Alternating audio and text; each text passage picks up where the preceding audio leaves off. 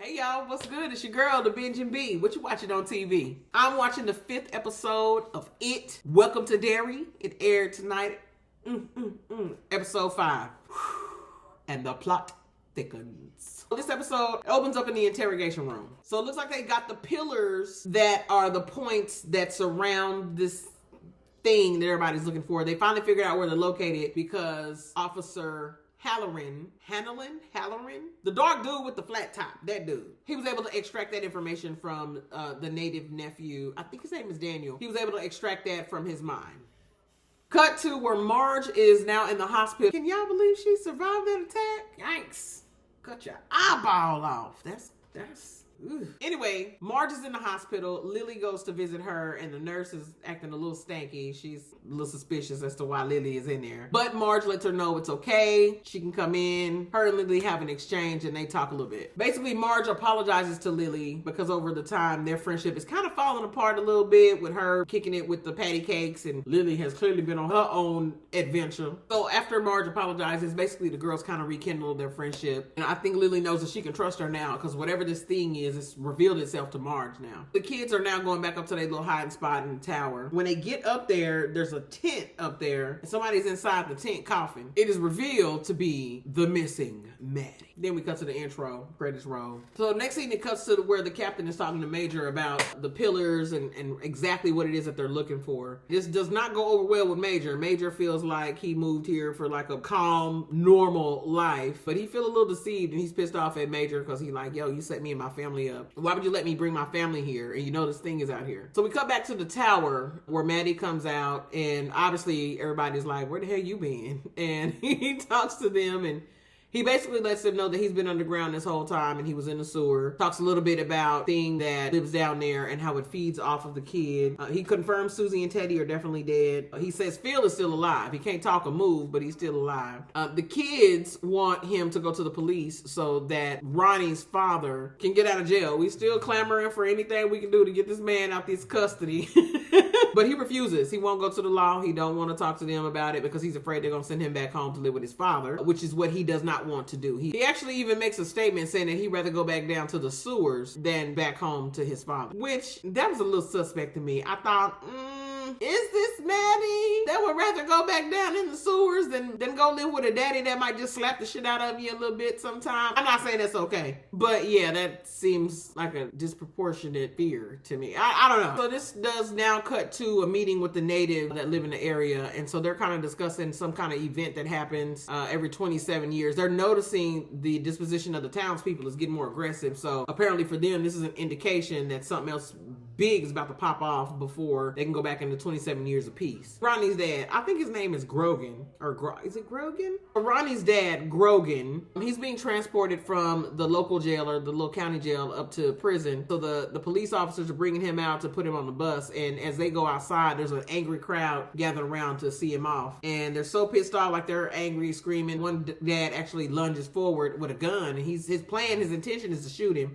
But the police officers intervene and they stop him, so he lets off a round, but it goes in the air. While all this is going on, Miss Charlotte is there too. She's out in the crowd, but as Charlotte is there, she observes there is a police officer standing in one of the doors behind a window, and he got like this weird, funky looking smile thing going on, which catches her off guard. She's like, that's weird. As the police officers continue to pass by that window, and so that dude disappears, but it just felt janky. So this cuts to Charlotte being in her living room, and she's on the phone, but basically she's letting somebody know that she was there, and she was kind of shaken up. A Major come busting in the door, and he like, hey, I gotta tell you something. You're gonna think I'm crazy, but just listen. This is the point where Rose goes into Major to talk to him. She's looking for her nephew, and she found out at the native meeting that some people had been... Did they arrest him? I would think an apprehension is more like an arrest. Maybe we'll just say they were detained. Anyway, she learns that her nephew's been detained. She goes to see the captain to ask about her nephew to see what's going on with him.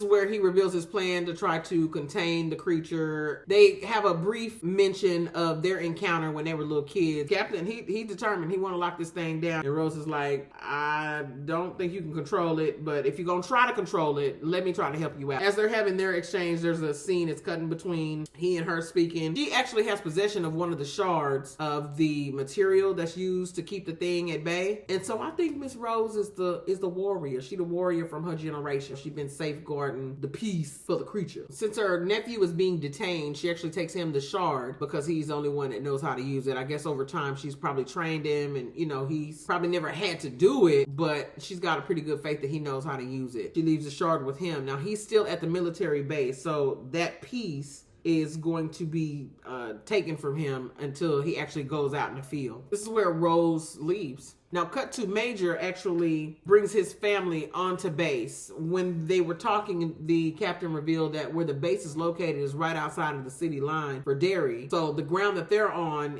seems to be exempt from whatever this energy is. It cuts to Lily going to see the nurse that she made friends with when she was in Juniper Hill. It seems like she just wants a little guidance or a little comfort, but she basically goes to this nurse and says, hey, there's this thing, and it's the thing that's abducting the children. One of the children that were abducted, Maddie, is with us. Like, we know where he's at, and he's saying that there's some more kids that are down there. Phil is alive and we want to go get him. The nurse tries to tell her to call the police or get them involved. Lily ain't with it. She's like, that's not gonna work. And then we get introduced to the nurse's husband, who is a big, burly, very unpleasant looking man. And he want his steak. Before Lily leaves, the nurse makes her promise that she's not gonna try to go down there by herself with just her and her friends to go get Phil. Charlotte and Will are in their new home on base, and they're having what appears to be lunch. You can tell Will is pretty sad about not being able to be where his friends are. He asks her, can he go for a walk after he finishes eating? He leaves out to go for his walk. She's watching the news on television. Just as he's leaving, she sees a story pop up where the prison bus that had just departed from Derry was in an accident. Grogan seems to have been the only person to have escaped that accident. Basically, he wasn't found in the wreckage. Cuts back to the tower where Lily takes Marge up there with the rest of the kids. Honey, clearly Ronnie is not with the shit. She is like, girl, we don't do patty cakes around here. But she convinces her that she's not with the patty cakes anymore. And this is where she poses to the other kids that if Maddie won't go to the police and tell them straight up, then they're going to have to go down there and get Phil themselves and bring Phil back up to prove that Ronnie's daddy didn't take him. Now, maybe it's because they are children that felt like a good idea. I don't know that even as a child, I would go into anybody's sewer system, voluntarily or not. I believe as a child, I would have located my most nearest and dearest adult and let them pick it up from there. I really believe that. Like crawling around in the sewer, I don't know. As Lily goes through her idea with the other kids for going down to retrieve Phil, they're a little resistant to it. They kind of all of them are like, I don't know. But this is where she informs them that her mother got a new refill of her medication. They should be safe because they won't be scared if they take this medicine. She gives this inspirational locker room pep talk. And just as she's finishing up with her idea and getting everybody to agree to it, Will shows up. At this time, it cuts to the scene where there are soldiers in a room. They're being briefed on an operation. They're heading out to go find these pillars to contain this thing. And basically, they're just being told, don't be scared. Is that how that worked? And on the operation also, what's happening is the nephew is actually going to lead them to where they need to. In some kind of way through this house, they end up making it to the sewers. It's a pretty elaborate layout for the sewers. Nephew was leading them down into the sewers. Halloran, before they even get into the sewers, he's starting to already like see and sense things. So by the time they get down into the sewers, he's into his fear experience. Like his fear experience is starting to pick up. Well, they get so far into it, he actually trips and falls and goes underwater. That water had to be maybe 2 feet deep and they couldn't find him. He was just gone. It's also important to note that there were a couple of soldiers ahead of Halloran. So you got the nephew, another soldier dude with him. And then I feel like Major and Russo were with the group that was in the front because they had kind of gotten a little bit further, a little bit deeper into the sewer. So Halloran and the two soldiers that he were with were a little bit further back. And because he disappeared, they stopped and they tried to find him. Well, y'all probably know how that goes. Now, the thing is that Halloran is not actually gone yet, right? So as he goes under the water, he's having his fear experience and it transports him back to an old bathroom. You can tell he was probably in in a bathroom where he lived with his family. His grandmother's in there. She basically tells him something's coming to get him. And you can hear somebody on the other side of the door. Well, when the door opens, it's actually a vision of his grandfather holding what looks like a tackle box. Now, I don't fish, but it looked like a tackle box. It's kind of small, got a little lock on it. Grandfather wanted him to bust open his box. Halloran ain't going for it. As the fear experience is going on with Halloran, the soldiers that are with him, they end up having their own fear experience. Their fear experience is an evil Uncle Sam. So now it cuts to the kids. They got their pills and they got their crew, and they're heading down into the sewer system. As the kids are entering the sewer system, it cuts back to Halloran, and he's in the middle of his fear experience. By now, his grandfather is a very mean and nasty man, and he's berating him and trying to get him to open a box, and he's just not gonna open his box. Well, the grandfather actually shoots this boy grandma to get him to open his box. Halloran like, oh no, not gonna help him get in the box. But eventually, grandpa does something, and he ends up unlocking the box, and it busts open. So when the box opens up, there's some kind of sensory overload. It just shows Halloran having some kind of experience. A lot of gold light. We go back to the kids as they're getting a little bit further into the sewer. This scene was kind of funny. You could tell that the kids were under the influence of whatever these pills were. So everything is moving slow and they talking slow.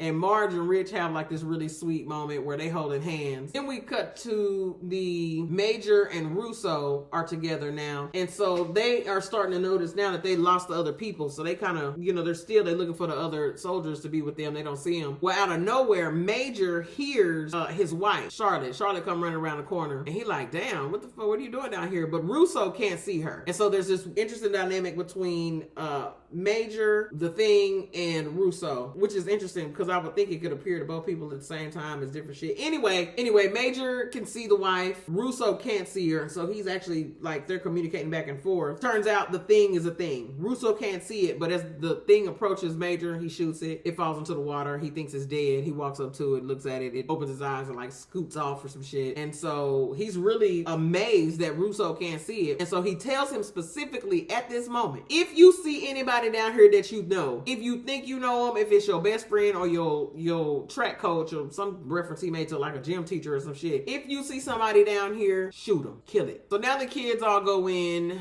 a little bit deeper, and so now they get to a point where it's almost kind of like an opening. So Maddie actually climbs up on this platform. It's a little bit higher than where they are. They're all still kind of in the water. As they're standing there, they start seeing the bodies emerge of Susie and Teddy, and then they see Phil also, which is probably a surprise to them because remember Maddie told them that he was alive. I just knew. Not to my surprise. As they're discovering this, Maddie is up on a pole. He's going around and around a pole, and he starts singing some lullaby or some children's hymn or some shit, and he begins to morph into Pennywise. So this is when we first get our real good look at our boy Pennywise. I was so excited. I love Pennywise. I don't know if I like Pennywise or if it's that baby Skarsgård that I like the most. I think it's the baby Skarsgård. It's the baby Skarsgård. Now, as Maddie is going around this pole, he transforms into Pennywise. Pennywise like emerges from the back of his head or something. Obviously, the kids see this and they decide to get the hell up out of there, so they all run off. As they're running, they actually get a little more distance between themselves and Lily, so Lily is kind of left behind. Now, as the kids are running, they run into Major and Russo. Now, remember, not just a few minutes before that, he instructed Russo, if you see somebody that you know, shoot them, because it's not real. Well, as they're going a little bit further into the sewer, the kids are they end up meeting the kid. The first person to come around the corner is Will. And so Major sees him and he locks on him and he's about to shoot him. But Russo's like, no, I can see him. He must be real. So he jumps in front of the gun as soon as Major takes a shot.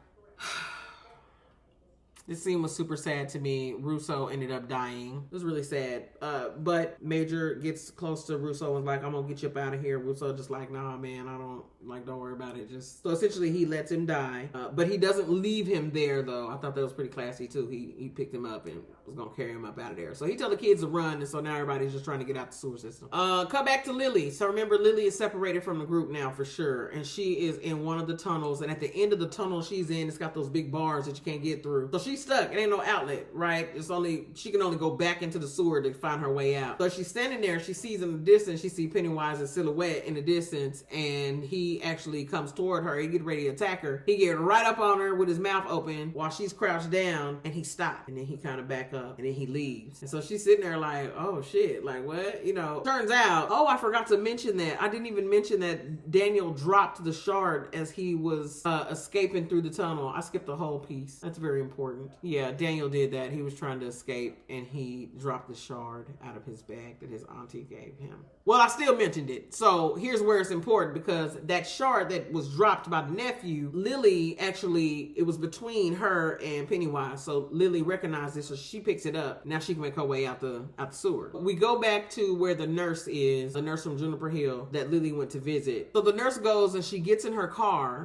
Grogan, Ronnie's dad, is laying on the floor in the back seat of the car. He just tell her to get in and just drive. So that's scary. Oh no. They drive a little ways down the street. They pull over into the woods. They both get out. They embrace and they kiss, and you're like, oh, this is the white woman. So this is the lady that he was having an affair with, which I am actually relieved about, because I thought he was still lying. And it wouldn't be so bad that he would be doing what he's doing, but I just didn't think that him doing all this lying was going to help him out. So anyway, I digress. But she does know that they are looking for him, and she tries to convince him to come back home with her, which was very weird to me, because ain't that where your man is? But obviously he refuses, which was probably a good idea. But he does let her know that there is somebody that can help him. She goes to the base to meet with Charlotte. This is where we cut to where Captain is offering his condolences to Major for Russo. They talk a little bit, and then Major seems to be pretty concerned about Halloran. They haven't heard anything from Halloran, but Captain does assure him that if anybody can get out of this, it's going to be Halloran. Then we cut to Halloran. This is the final scene of the show for this episode, where Halloran is venturing his way out the sewer. He got up out of there. But as he's walking out, he sees a soldier walking in the distance. When that soldier turned around, it happens to be Russo. Russo is no longer with us, so he is a little pale, a little crusty. And this is where it cuts off. But it shows us that box that his grandfather was trying to get to so desperately. It shows us that box back in the bathroom with that gold light shining from it. Cut to end scene. This episode, I think it had a little bit more of a natural flow to it. Now we're starting to unpack the story a little bit more. A couple of exciting moments when we could first really see the Pennywise. Like, I think it's cute or whatever to have like the little clues or the little mysteries. But like when he was like, hey, I was like, hey.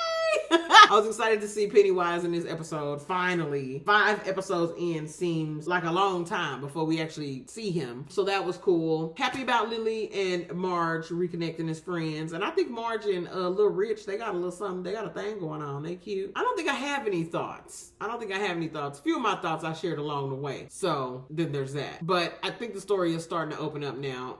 What I'm really interested in, I guess as I was watching it tonight, my main thoughts were clearly they don't catch this thing, because that movie that we saw was based in the 80s. You know what I'm saying? The movie that came out in the 90s was that the 80s where they were? Yeah, I think it was like in the 80s. So we know that whatever they finna do is not gonna work, which is a little sad, but interesting. Or maybe I could be wrong. I don't know a whole bunch about the lore behind it. So maybe I need to look into that before I just feel any kind of way about it. But that did cross my mind. So whatever that's worth, that is it, y'all. This was episode 5 of It. Welcome to Derry. Girl, I'm the Bingin' B. I'm finna go find me something else to watch on TV. I'm gonna talk to y'all later. Bye.